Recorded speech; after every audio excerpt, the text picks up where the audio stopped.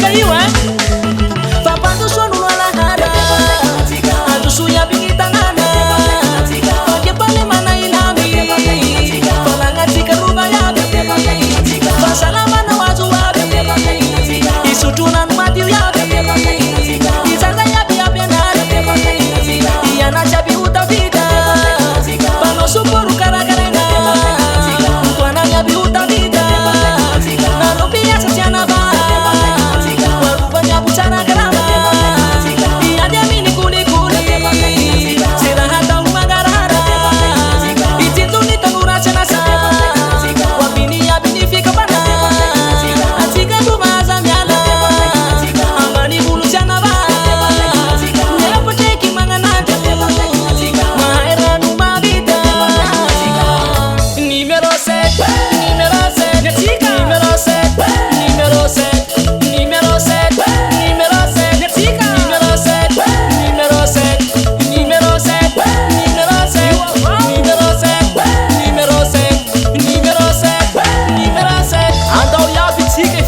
Depite pachaike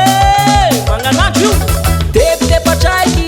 manganandro lelahy tsy manay fono na hampandroso atsika iabiaby fity depite pachaike amy fito amby roapolo me ka misalasala fa ilaika avao numéro 7 ny valo halatsao numéro 7 atsika numéro 7 numéro 7 numéro 7